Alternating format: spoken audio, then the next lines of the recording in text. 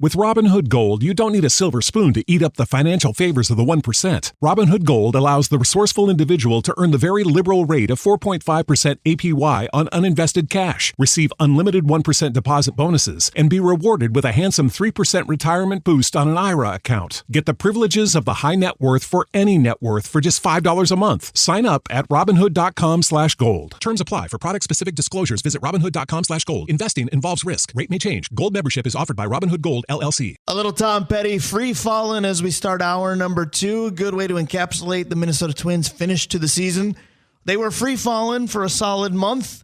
There were a lot of people that told me throughout the season that this was going to happen.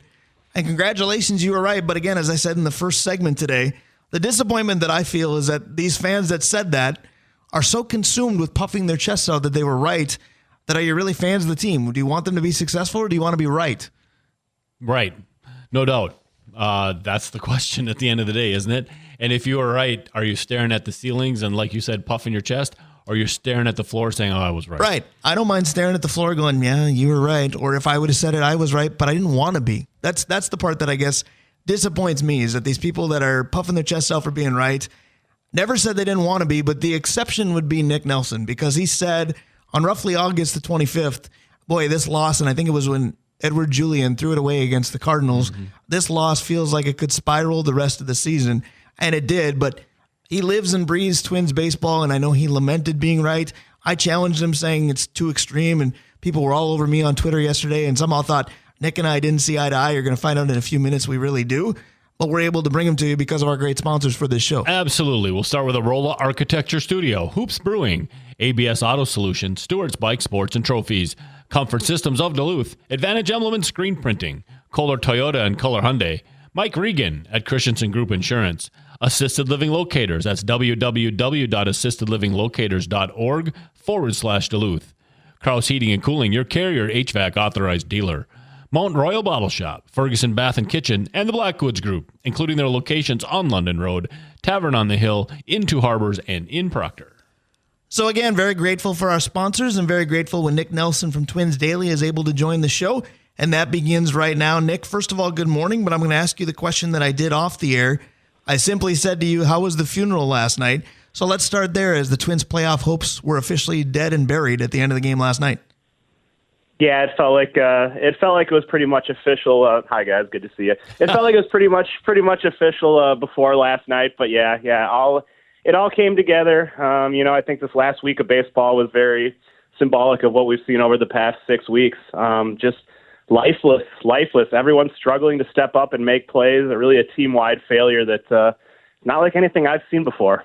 I'm glad you said the last week, because I was thinking about you last night, knowing that I would be calling you this morning and getting to chat with you. And I think back to Friday night again 1 week ago. You were at Fenway. The Twins got a hard-earned, weird victory in extra innings at Fenway. And I think we both kind of felt, well, maybe this turns a corner. As much as that game was littered with frustration, they won it. You got to take in the coolest ballpark in baseball. We were all smiles for what turned out to be 36 hours because of the rain out on Saturday. But then, to me, it was last Sunday that really took this team for the end of the nosedive, per se. Yeah, I think that's totally right. You look for any semblance of momentum that you can take out of a game like that one on Friday. As you mentioned, it was not pretty. None of their few wins have been pretty, it doesn't seem like. Seems like it's so difficult for them to scratch out a win, much easier to lose. Those were some easy losses on Sunday, just two blowouts. That was really where I kind of felt like, it's over. I mean, they just couldn't even put up a fight in a doubleheader there where they needed 2 wins, really, but at least one. So speaking of putting up a fight, because in the Cleveland series they did, you get walked off 3 losses in 4 games. But again, the end of the Boston series, the Miami series, really, and last night, punchless, not a fight at all. When there's no fight, the rumors are, or maybe the truths are, that they quit on their manager. Everybody's asking already, is Rocco Baldelli going to pay the ultimate price for this? I just want your opinion as somebody who follows and writes about the Twins on the regular. I don't think Rocco will be fired. I don't think it's totally out of the question. But, like we said, I mean, this was a team-wide failure with so many different people contributing.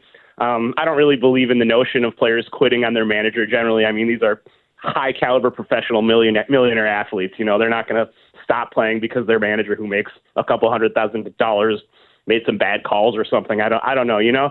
I think Rocco has not had a great year. I think he's been a little stubborn in his ways, refusing to adapt his sort of pitching management to the circumstances, pinch hitting Manny Margot 600 times and watching him come up fruitless. It just seems like he just kind of is set in his ways and never wavered. And hopefully that'll change next year. Hopefully he learns something from this experience. I know based on his post-game comments, he's taking this very hard and he's taking it to heart. So we'll see. It would be very surprising to me, especially because it would be, it'd be this ownership and leadership team doing something, which I'm not sure they're going to do a whole lot. But I did notice that Miami's manager, Skip Schumacher, is back on the market, and he's a pretty hot, highly coveted name. So that is something to watch. It will be interesting. I tend to agree with you, but I also said I didn't think Paul Molitor was in any danger, and I turned out to be very wrong there. Dave Cook, as I turn to you, we should have had Nick Nelson on with us in segment 1 because you were nodding at me while Nick was talking. Sounded a lot like what I said about Rocco in the beginning. What I was worried about, Brian, was your neck. With all that head bobbing. Bobblehead. You haven't stretched yet this morning. Nick, my question is this. The message to the fans, if nobody pays the price to this, is, we didn't spend any money. Yeah, we're comfortable with 85 wins, and it's nobody's fault. So we're going to run it back. I think the fans will revolt. They should. This entire season has been such a slap in the face to the fans. This ownership and this leadership, this brand leadership group need to do something to get back on track. Yes. It was sad, the attendance for these games. When I went to the game on Monday or Tuesday, the Twins have been playing bad, but that was still a game with massive, massive implications. The Twins still with the chance to win and to keep them so. Just in time for everyone to watch the biggest collapse they've ever seen before this slide began. So just in time for everyone to watch the biggest collapse they've ever seen. So with that said, is that the excuse meter that we should all be concerned about? Because it is everything that could go wrong did. And I'm a believer in Murphy's Law. I get it. But when we talk about what will change or what won't, are we afraid that this leadership, and I use that term very loosely, will say, wow, you didn't have Correa, Lewis, and Buxton together beyond 25 games. Joe Ryan goes down. There is some bad luck here, but as everybody said, it's horrible mismanagement, and the poll ads have been an embarrassment. Yeah, I don't think you can just pass this off on bad luck. There was something systematically wrong with this team, clearly, to break down in as many spots as they did, especially for the offense to just completely lose any explosiveness. That's what I really have a hard time comprehending. Didn't this team set a record for the most consecutive games with a home run, and then they hit like 2 home runs total in the last 3 weeks? Running out of gas. I heard Carlos Correa say this last night after the game. Everyone's out of gas at the end of the season. That's not an excuse. Your job is to play 162 games. So I find that the most troubling. And if I'm looking at sort of the heads will roll, what's the big change? I'm looking at the hitting instruction staff first and foremost. Yeah, I was going to say, Nick, the question that I had to give Falvey and Levine a little bit of a positive look. When they were brought in, the one thing that the Twins said they needed to do was kind of copy Cleveland and develop your own starting pitching. It seems to me that they're starting to do that. Like the kids are up. Now they struggled a little bit, but Woods, Richardson, Festa, and Zebby, they weren't awful, and they're young. Yeah, that's totally correct. I think that's a big sort of silver lining of this season. And the side implication of that is something to feel positive, I guess, about, is that as you start to aggregate all that pitching talent, those starters, some of them aren't going to work out as starters. Some of them might become Cole Sands, Griffin Jacks. We see this bullpen and how they botched it this year. They just cannot identify major league relievers, but they've done a pretty good job of converting some of their own developed pitchers into relievers, hopefully Louis Varland, another one. So maybe that's the way they're going to find their way to a good bullpen, because when we look at Cleveland, as you mentioned, their bullpen is what set them apart this year. The Twins bullpen is what crushed them. So that's what needs to change in the AL Central next year. I was going to say the Twins bullpen set them apart as well, but you can be set apart in a not so good way without question. Chatting with Nick Nelson of Twins Daily. The Twins season will end on Sunday, but Twins Daily coverage will not, and there'll be daily fodder, I'm sure, well into the offseason. Before we go further in analyzing the demise of the Twins, again, you've been on this show a lot and we love it, but there are listeners maybe hearing you for the first time. They want to know what Twins Daily is. I'll give you the floor. Thank you. I appreciate it. Yeah, Twins Daily it's an independently run site. We have content from a variety of different writers. We bring fans in as our writers and bloggers. So it's it's very much a voice of the fans. So if you're feeling frustrated with ownership and the fan experience this year, you're going to get a lot of empathetic takes on the site. And if you prefer more of a positive, optimistic view from the fan, you're going to get that too. We have all of it. So it's not all just rancor and frustration and grumbling. So lots of talk about the minor leagues, which I think is really going to be a good positive to focus on here in the offseason as we look forward. The Twins do have one of the best farm systems in baseball. So that's something to hold on to here as we try to turn this thing around. So that best farm system in baseball, I think, is part of why the Twins were so much alive and really in a good spot until that fateful day that you tweeted on the 25th of August. But by the way, I'm not blaming you. But at the same time, we're getting a lot of listener feedback today on the Twins, which is great because A, we want people to listen, and B, I still want fans to be passionate about this team because Dave talked about the revolt, and that's probably next. But everybody's saying, come on, guys, it's obvious as to why this happened. And they're right. The poll ad's unwillingness to invest in this team is the giant blemish overall. But that being said, they said this, like you guys said, before the season started. So shouldn't we have stunk from the get-go? We didn't stink till the final 30 days. I've heard the out-of-gas narrative, but in your opinion, what truly happened? Yeah, I truly don't know. I mean, if it was a bad team all year, if this was 2016 or 2011, I think it would have been a little easier to take just because you understand it was just a bad team that played bad from front to back. This was a good team. This was a good roster, and they played like one of the best teams in the league for over 4 months in the middle of the season. So to go from that to literally being the worst team outside of the Angels and White Sox for the last month and a half, it can't be explained. I mean, it's just the hitting went out, as we said. I mean, pitchers would just choke in every opportunity that they had, just not the same pitcher, different guys taking turns, Alcala, Okert, even Jax, blowing some of the biggest games of the season. I don't know. I mean, it was just a lack of fortitude from top to bottom on this team, and you just hope next year it's a different story. I really don't know what to tie it to. I think we're all kind of beyond words right now, but there's been no shortage of words on Twitter. Dave Cook, I told you one of the best ones I saw this morning was the White Sox have lost a record number of games, yet somehow they're not viewed as the most embarrassing team in the American League Central right now. Going back to Twins Daily for just a second, Brian, if you want to read about the prospects, Seth Stos is the best prospect writer that I know. Like, he cares about it, but his takes are so spot on. So if you're going to pay attention to prospects and upcoming, Twins Daily is the spot to go. But the question that I have for you, Nick, is Margot and the 0 for 30 pinch hitting thing. Now, how much of that is on Rocco for doing it, and how much of it is there other pressures? Like, is this anything from upstairs saying, hey, look, we brought him in to do this? I don't understand. Not that he wasn't good at it. I don't understand why we kept going back to the well on an offer.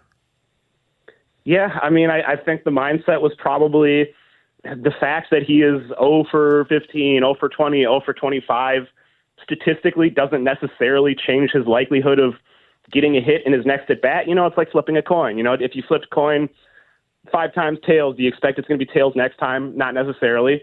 I realize it's hard to say that as we watched him fail over and over again. The guy was brought in as a right-handed batter to hit against lefty pitchers. So that's how they used him, and that's how they kept using him. But to the point I said earlier, I just think there was a certain level of stubbornness and adherence to a plan that wasn't working. And that was one of the things that turned this team upside down. Certainly did. And of course, the injury excuses are there. I want to go back to the Joe Ryan injury discussion because we were just talking about it before we met up with you here as we chat with Nick Nelson of Twins Daily. Now, I know Dave a few questions ago championed Zebby being okay, Festa being okay, SWR was good for most of the season. But I still go back to, okay, but they're too naive to be in high-pressure September games. And that panned out for sure. And I know Dave loves the kids. He'd rather, if we take it to football, he'd rather probably talk about Eastern Michigan's third-string quarterback and what round is he going to go in 2028 versus talking about Sam Darnold right now. Dave loves the kids. I love Joe Ryan. To me, that injury was as devastating as Correa, Buxton, Lewis, etc. Yeah, I think that's a good point. And it goes beyond just trying to replace him in the rotation. I do also commend Festa and Matthews for the way they stepped up. I think they did a really solid job filling that gap in the rotation. But the problem was, these are rookies, and especially with the way Rocco and the Twins are managing them, they're not going to give you more than 5 innings even when they're at their best. More likely, they're going to give you 3 2/3, 4 1/3, and they're going to get pulled, and you're going to go to the bullpen. And certainly that was one of the factors that led to this bullpen getting stretched thin beyond belief, and the workload that wore these guys down. So, I'll be curious to see what the plan is next year. They're either going to need to really stockpile some legitimate relief depth or change the way that they're approaching these starters. Speaking of changing the approach, when this team was 17 games over 500 some 6 weeks ago, Dave Cook and I went on these airwaves and said, boy, this team is set, especially around the infield for years to come, because you've got Royce, you've got Correa. It looks like Brooks Lee could play second base, or Rice, despite him not necessarily wanting to. And then Jose Miranda was hitting the ball all over the yard, and you thought, well, there's your answer at first. All of a sudden, the infield defense I thought was atrocious at times, one of the plethora of things that went wrong for the Minnesota Twins. But when you look at this team by position next year, Max Kepler, to go back to the outfield, I think his Twins days are done. There was a time this year where we were championing what they were getting out of the catchers. Vasquez was grinding, and Jeffers was an early pick for an all-star. Down the stretch, the catcher position was brutal too. What does this team focus on changing when we all know, well, they need more pitching? We say that every year, but all of a sudden, positionally, are you as confident as you used to be? Yeah, I think so. I mean, Brooks Lee was a rookie. I think he was playing kind of hurt with his shoulder. I think he'll be okay. Royce, obviously, a very humbling season for him. Hopefully, he takes some lessons from this. Kepler's going to be gone, so they're going to have to figure it out in the outfield. But they got Wallner and Larnach, who are two of the bright spots on this team. Buston and Correa, I think, finishing the year relatively healthy, at least on the field and producing, is a good thing. We haven't really had that happen, so there are some positives to take with the offensive unit. I think they're going to want better depth. They're going to want to do a better job than getting Manny Margot and whatever other small pieces that they brought in for this team. Kyle Farmer. They need better sort of functional pieces around the edges, I think, to support this core. But I still feel pretty good about the core itself. And as we mentioned, some good hitters in the minors still left to join the fray, including Emmanuel Rodriguez, who's one of their top outfield prospects, finished in AAA. So hopefully some reasons for positivity down the road. Obviously in the immediate, a lot of negativity surrounding the Twins. But I hope anybody who listened right now, Nick Nelson, realizes there's absolutely no negativity between me and you. They tried to pick us as fighting on Twitter, and it wasn't that at all. It was another great conversation. I'm glad we had another one today. Yeah, no, I appreciate it, and I appreciated your optimism. You were one of many who said I was overreacting, and I was like, you know what? I probably am overreacting. We had a 95% chance to make the playoffs at that point. I mean, I still can't even believe how much it all fell apart, even as pessimistic as I felt at that moment. So we are bumping you out with Surrender by Cheap Trick, which is a perfect song for Twins ownership in a number of ways. I'm going to let you close over the bumper music, though. Tell everybody where to find Twins Daily and what they can find as a parting shot. Thanks a lot. It's twinsdaily.com. Tons of new content every day. You can start your own blog, join the comments, and sound off. We'd love to hear from you and have you join the conversation and share how you think the Twins are going to fix this thing over the offseason. Nick Nelson, you are the best. The Twins have an offseason. You won't. I'll be calling you again. We appreciate it. Sounds good. Appreciate it, guys. Absolutely. That is Nick Nelson of Twins Daily. Great website for a not-so-great team right now. Dave Cook looks very confused. In other news, we're on the radio again, so I should take a break. We'll be right back. And the Timber... If you're a facilities manager at a warehouse and your HVAC system goes down, it can turn up the heat, literally. But don't sweat it. Grainger has you covered.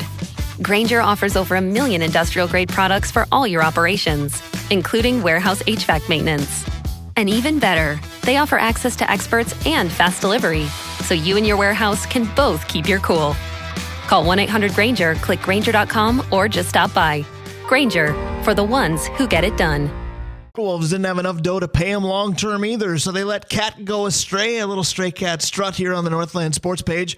Brian Prudhomme, Dave Cook, and our NBA insider, Mr. Rick Rickert, will be along very shortly. Now, we started the conversation off the air with, I said, Rick, how you doing? By the way, you've been traded to the Knicks. Kind of wonder if that's how late night went for Karl Anthony Towns last night. His tech, wasn't his tweet interesting?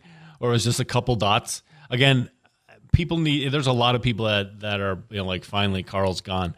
You got to understand that Karl never, ever asked to leave. He should be one of those guys that in 10 years is a Minnesota icon, because Jimmy Butler burned this place down because he wanted to go. Cat never asked to go. So the fact he got traded, it should help the Timberwolves, no doubt. But remember that that guy is a Timberwolf to the screws. Yeah, I don't think that there are a lot of people. Now, there are going to be some that fall into each of these categories. I don't think there are a lot of people that are tearing up over the departure of Karl Anthony Towns, but I also don't think there are a lot of people that are saying good riddance. I think he's as polarizing now as he ever was, and they're just curious as to how much this is going to help the team. We know financially it does for 25, 26, 27 years beyond, but what does it do to a team that just went to the Western Conference Finals a season ago? Everybody here in Minnesota has their opinion. What about those that grew up here but are now outside? but know more than a thing or two about the NBA. Let's go right to Rick Rickert. Good morning to one of my very good friends, and thanks for making the time. Bit of a shocker late last night. Yeah, good morning, guys. That was a little bit of a shocker, wasn't it? That's one way to put it, but I guess who's more shocked? Knicks fans because they have Karl Anthony Towns, or Timberwolves fans because they don't any longer? And everybody's already asking who won this trade. Granted, on the court, we're not going to be able to answer for a few weeks anyway because the season's not that far Until away. Monday. But at first blush, what's your take? I got some thoughts. All right, go ahead. I got some thoughts. So, on the surface, when I first looked at it, I was like, what the heck are they doing right now? Because they just, made some really good progress by knocking off the Knicks. Not the Knicks, by knocking off the Nuggets, the previous, champions from the previous year, and they just got rid of one of their core guys. Why would you do that after rebuilding or after building back up to this? Now you brought up the salary cap issues and stuff. They need to free up some money. That's the other aspect to this. So there's a balancing act that has to go into play. As far as who won it, well, that remains to be seen. On the surface right now, I think the Knicks may be a little bit better from this because they're bringing in Brunson and going along with Cat, who can shoot it from the perimeter.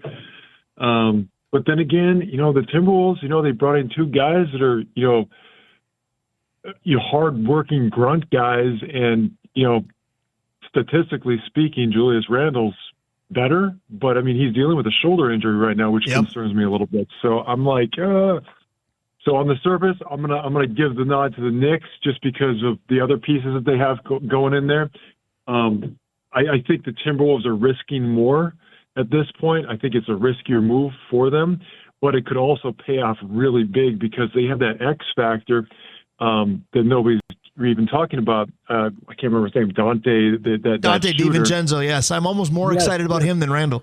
Yes, and that's what people are not talking about right now because they desperately need some, sharpshooting, outside sharpshooting right now.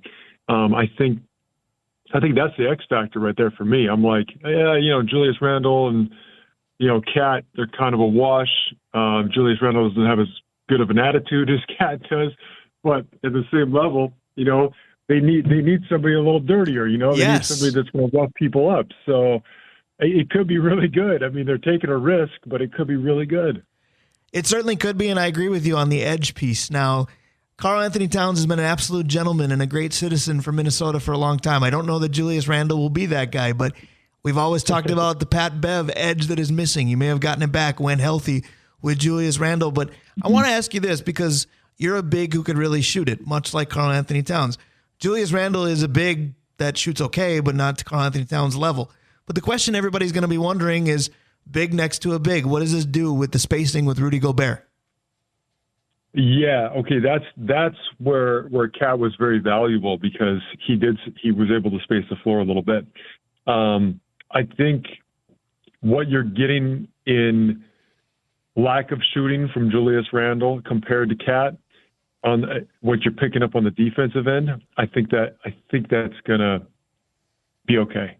I really do because I think they need that. I think they desperately needed to make some sort of change there, although I'm a little hesitant to say that was a good move, trading out one of your core guys when you just made the Western Conference Finals. It's just like, oh, man, you just made this progress and then you blow it up. It's like but then again, we come back to, there's more than one way to look at it. There's a salary cap issue, but that's a whole other thing. We're talking about the basketball side right now. But, yeah, I think they'll be fine. He shoots it well enough.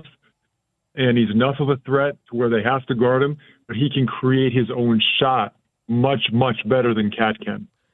Well, we're talking a little bit about Julius Randle because he's going to be the new key addition to this, although, again, I'm Dante DiVincenzo's biggest fan that's not related to him, so I'm just as excited about him, if not more, than I am for Randle. But another guy that's impacted by this, who's already been on this team, has got to be Naz Reid. Now, Minnesota fans love this guy. There's no question about it, and his talents speak to that.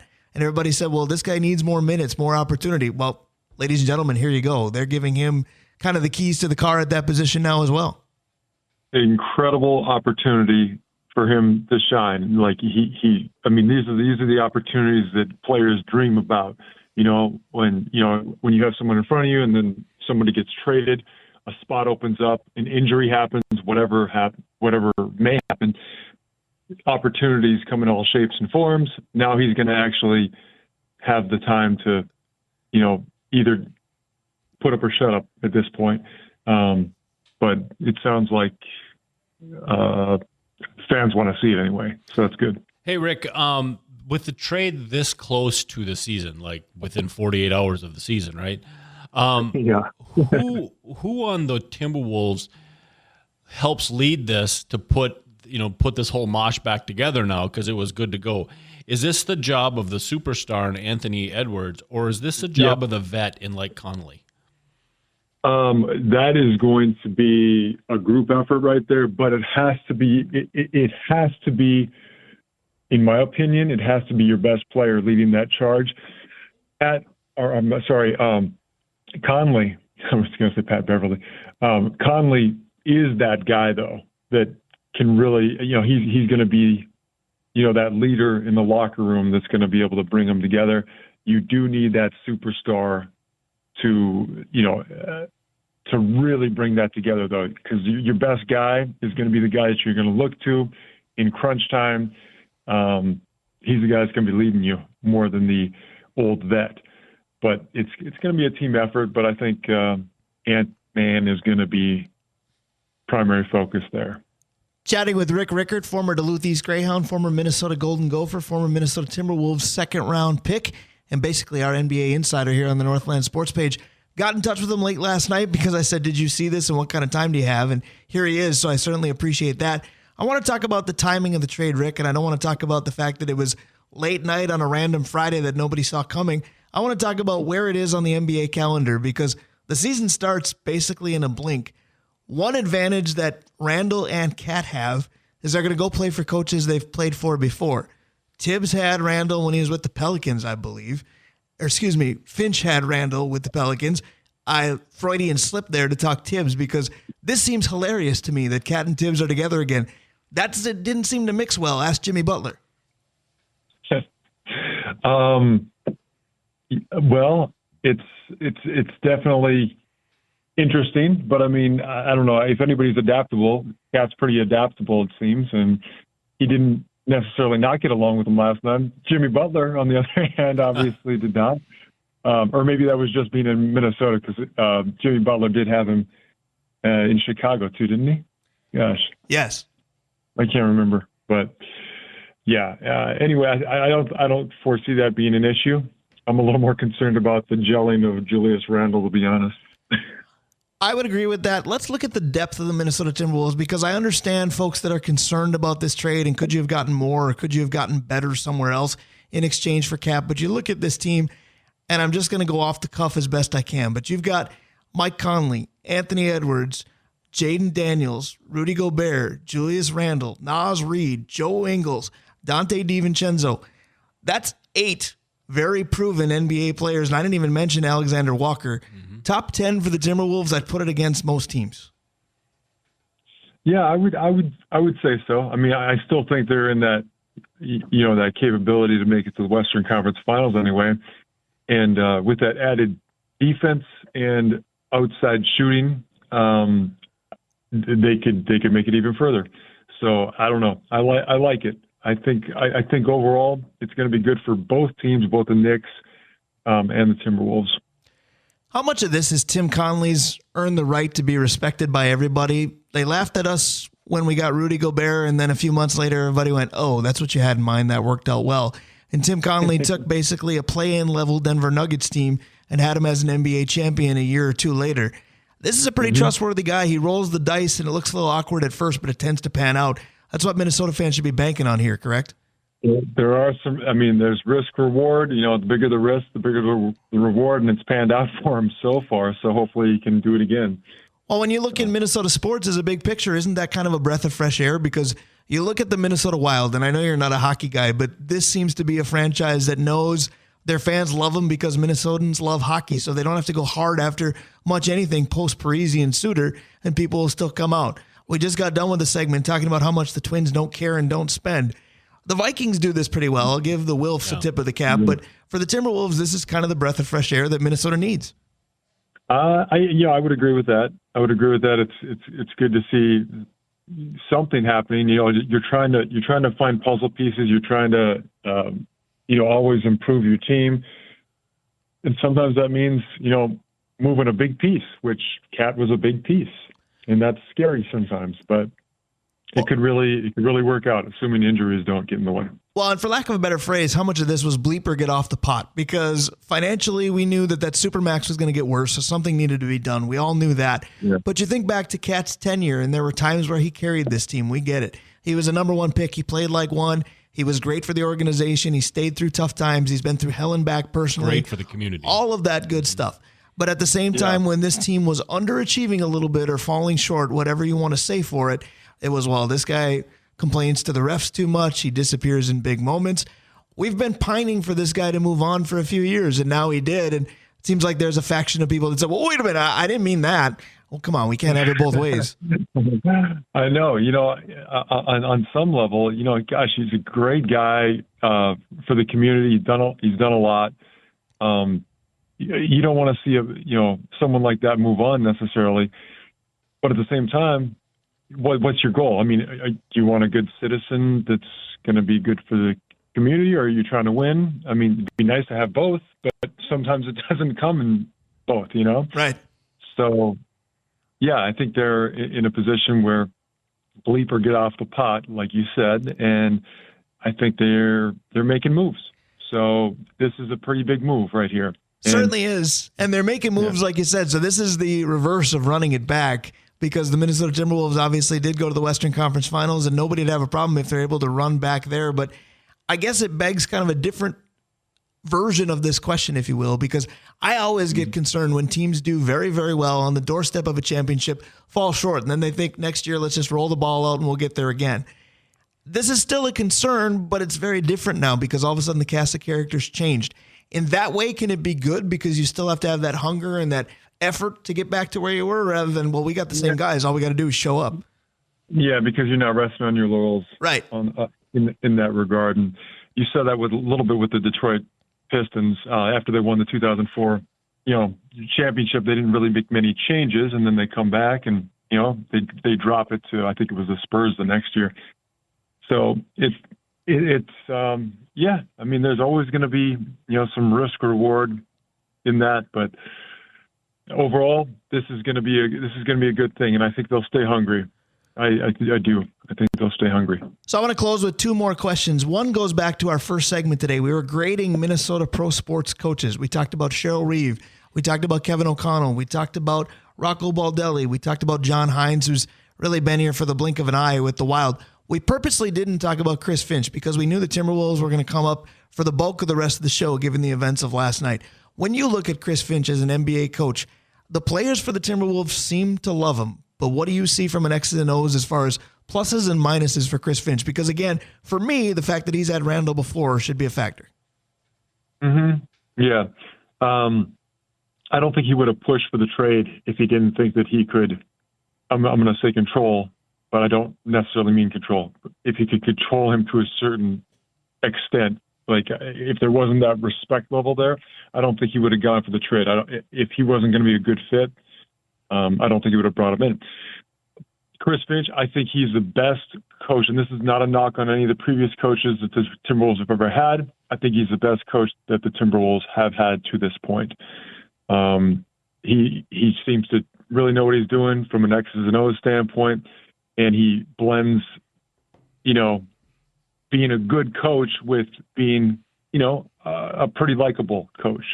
So, and I'm thinking he's pretty good with the media too. So I like him. I'm a fan. I've never met him, but he seems to be like a good guy. I'm glad you said that because I was a little bit concerned towards the end of last year. Obviously, Finch with the freak injury in the playoffs, but everybody in Timberwolves Nation suddenly loved Mike Nori because he was getting it done too. So I wondered if it was just have a guy stand on the sidelines and let's run the system and let's go. But it doesn't seem that way. You can't give him that credit. It was Chris Fish's team with everything that he set up, and just because a guy stands there on the sideline, you can't give him credit for it for something Chris Fish did. I'm sorry, come on, that's short-sighted. No, I agree with you. That's why I don't give our good friend Bob Kunze a ton of credit for 2001. He had you. Well, I don't know. I got to give Bob Kunze a lot of credit. He put a lot of time and effort into our team, and he was very instrumental in my development, and he did a lot for me. So I've got nothing but respect for Bob Kunze. I agree with that. I was mainly teasing. He also produced a Bulldog Hall of Famer. Congrats to Josh Quigley, who got in their Hall of Fame last night. Oh, nice. Very nice. So speaking of this, I want to close with this. The Timberwolves got the cat piece figured out. They've got some success figured out. Looks like Finch is the guy long term. Who's going to own this team? Are you rooting for A-Rod and Mr. Laurie, or is Glenn Taylor going to stay right where he's been forever? Oh, gosh, that's a good question. I get paid for the good ones, Rick. That's a really good question. For the sake of the team, and I like Glenn. I spoke with Glenn a couple of years back when I retired. He's fine. I think that there needs to be some fresh blood, and I think there needs to be a new direction in some ways. So that's just, I guess that's my take. I'm hoping that something new happens.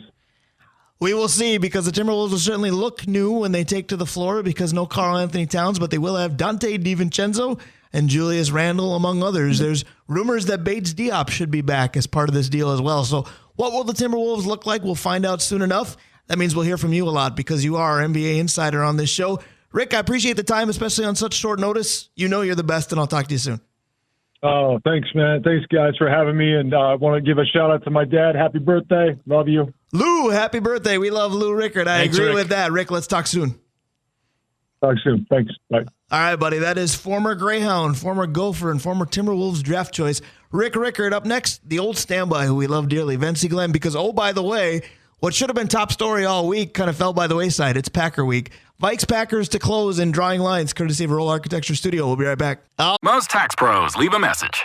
It's Jane. I'm moving on to a TurboTax expert who beat your price. Adam Devine, tell him how I feel. Hey, tax pro, she's been thinking twice. Best believe TurboTax will beat your price. This is a tax break. Switch to a TurboTax Live expert and we'll beat what you paid your pro last tax season. Make the switch at TurboTax.com/beatyourprice. TurboTax full service only. Sign up by 12/20/2024 and file by 4/1/2025. Full details at TurboTax.com/beatyourprice. Oh, yes, it's the safety dance. It's the Northland Sports Page. It's Brian Prudhomme. It's Dave Cook. And that intro music can only mean one thing. Vencie Glenn is here, our favorite safety of Minnesota Vikings lore. He is part of the Drawing Lines segment, courtesy of a Roll Architecture Studio. A Roll Architecture Studio. He's the OG. He was the original of our sponsors. The list keeps growing. Dave Cook, you've got those. Yeah, in addition to Arola, it's Hoops Brewing, ABS Auto Solutions, Stewart's Bike Sports and Trophies, Comfort Systems of Duluth, Advantage Emblem and Screen Printing, Kohler Toyota and Kohler Hyundai, Mike Regan at Christensen Group Insurance, Assisted Living Locators. That's at www.assistedlivinglocators.org/Duluth. Kraus Heating and Cooling, your Carrier HVAC authorized dealer. Mount Royal Bottle Shop, Ferguson Kitchen and Bath, and of course the Blackwoods Group. Brian, like I was telling you earlier, went to Tavern on the Hill this week, bought a gluten-free hamburger for me, and Dana bought a pizza. It's the first time she bought a pizza at Tavern. Said it was really, really good. But their locations, London Road, Tavern on the Hill, in Two Harbors, and in Proctor. So thank you 1,000 times to our sponsors. I feel like thank you 1,000 times to Vencie Glenn. We've got to start to track how many shows he's been on. Back again for another week, because it is football season. It is Packer week. Vencie, good morning, and let's start with just the simple trip to Lambeau. You've got to have memories upon memories of playing there. And again, good morning. Good morning, guys. Yeah, playing in Lambeau was quite a treat in the warm weather and in the cold weather. So it's a treat, but it's got to be one of the most competitive atmospheres out there, because the rivalry speaks for itself, and you've always come in as the opponent. What's it like? Because Randy Moss, pulled no punches about how you get treated by Packer fans, and that's where the fake moon originated. What's it like in terms of hostile environment, at least back in your day? Oh, it was hostile. Even as soon as you came into the stadium on the bus, man, they standing out there. I think Kansas City and Green Bay are two of the most hostile. environments because the fans are right up on you. They're right behind you. You know, they're old school stadiums, so the fans are right there, and it's intimate and it gets loud. It's if you're the home team, it's a great place to be. As opposing team, you really have to keep your focus because you can get caught up in the fanfare. So the Vikings will have their work cut out for them, but it's been basically 3 weeks of that defense flying around, and that should be the key again. I know you've been raving about it because we text during games or even after games. This Brian Flores defense, man, they're doing a little bit of everything. Your thoughts so far? Yeah, I mean, they're playing at a high level, and like I said a week ago, the efficiency of all phases of the game, offense, defense, and special teams, they're clicking on. They have to keep that up. And one thing about an aggressive defense, you got a quarterback today that can run a little bit.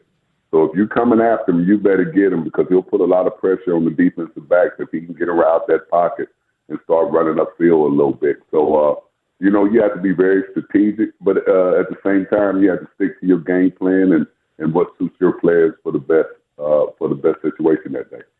You know, Vencie, we talk about all the time, fan ball versus player. I'm going to ask you a quick fan ball question. I got some player stuff for you as well. So you had said rivalry week, playing at Lambeau, so on and so forth. This week we've talked a lot about Jair Alexander versus Justin Jefferson. As a defensive back, is playing against an individual like Jefferson, is that an individual motivator, or is it just, hey, the team will take care of the team? The team will take care of the team, but you have individual guys that like to put themselves in it's me against him situations. I'm a safety. I have to look at the big picture. A cornerback can kind of get focused in on the guy that's on his side most of the time and going against them because they built that kind of rivalry because they're both great football players. But I always looked at it as a big picture thing because you can lose focus very easily if you get caught up on one guy. And it'd be the guy that has no name that beats you. You know what I'm saying? So, smack talking is just what some guys do. They love it. They embrace it. Other guys just go play football. So speaking of, I got to ask the question during last week's game. We had the defensive backs talking, getting people set up in the right spot. As a safety, what are you communicating right before the play starts? What kind of things are you saying? What are you seeing? Well, it's pretty much based off the schematics of the defense, what's called. And you just have your guys that you know how you want to play certain defenses against certain receivers, and you either give them a call, whatever it may be, to play hard inside. I got you over top. But that's like playing with your brother and your friends in your backyard. You kind of know where they are and where they're supposed to be. So you play off a lot of instinctual football out there at most times, but you still have to communicate and make sure that you're thinking the same thing he's thinking if something else happens. So it's almost it's like two identities. You have one where I'm playing individual football, but then you have the other identity of, hey, I got to be conscious of where my help is because if I don't do my job, my help has to be there. Speaking of schematics, the schematics of that Brian Flores defense has been befuddling just about everybody lately in terms of opposing offense. For the Green Bay Packers opposing offense, I'm going to ask Dr. Vencie Glenn this question. Do you expect to see Jordan Love tomorrow? Because he gives Green Bay the best chance at success, but some people have said he's coming off an injury. You're going to throw him in against an exotic defense like that. What do you expect Green Bay to do tomorrow? It's a different kind of league. If this was back when I played, I'd say, yeah, John Elway or Joe Montana or Marino or Moon or one of them, they're going to play if they can. This day and age, you got to go with who's on deck and who's healthy and can help you win a football game. You can have Jordan Love, but Willis is not a bad quarterback. And I always say it's the quarterbacks that don't have a name that scare you the most because you don't know their full potential and they can do some things that you didn't expect them to be able to do. So you really have to stay focused on what your job is, what your defensive side of the ball is doing and all that, and don't get caught up who's on the other side because you got to remember, they're running plays. They got to run the plays. You got to run your defensive plays. So after that, football is football after the ball is snapped. You talk about not getting caught up by who's on the other side. What about revenge games? Because we've talked about your career, and you've mentioned that those are real. You talked about going back to play the Chargers. You had a good game, but your team lost. Aaron Jones is going to be motivated tomorrow, but he can't get caught up in that and still needs to just play the game. But what do you think goes through his mind going into tomorrow? I don't know him personally. I'm sure he has a lot of emotions, but he has a lot of good emotions going back there too. You know, he was well loved and well received in Green Bay. So yeah, it'd be good. It's gonna be good for him to go back, but he chose to go to Minnesota. You know what I'm saying? So you can't be. It's not like they just shipped you, came in and they called you in all season and say, "Hey, we trade you." He's like he had a choice to go there. So it was his choice, and you move on when you make choices like that. But I don't know his personality and all that. But he's a professional. He's a good football player, and I'm sure he'll do his job and stay focused. I'm going to close with this. We got less than 2 minutes, but your best memories against the Packers, and I think I know which one you're going to tell me because I still watch the YouTube video of you picking off Brett Favre with regularity, but I'll let you tell the story. That one is close, but I really think it was 93. We played them in Milwaukee, and, you know, that's the baseball stadium, and both teams on the sideline. And the third play of the game, I got a burner in my neck, a stinger. And so they took me out, and I didn't play the whole first half. And Willie Shaw came at halftime and said, "Hey, man, we need you. Can you just get out there and run the defense and just kind of protect yourself?" And because, you know, I always want to play. So I went back in, and the second half, last quarter, I just got on fire, you know, and had an interception, had the game-saving play in the end zone against Sterling Sharp, broke it up. They came back and had an interception the very next series with like a minute left in the game. So that game to me was just special because I'd never played in Milwaukee, never played in a baseball stadium, and just other than San Francisco, and just being there in that moment was really special to me. But the 3 interceptions was great too.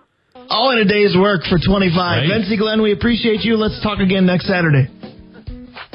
I appreciate you guys. You guys be good. Welcome back, Cookie. Thanks, Vencie. There you go. That's Vencie Glenn. Thank you also to Nick Nelson. Thank you also to Rick Rickert. Thank you to Dave Hoops. Thank you to Town Square Media for letting us do this every week. Thank you, Dave Cook. We got to go. Yeah, we do because the boss is over the corner. I was going to say, I got to behave. I got to get out on time. Thank you to our listeners. Thank you to our sponsors.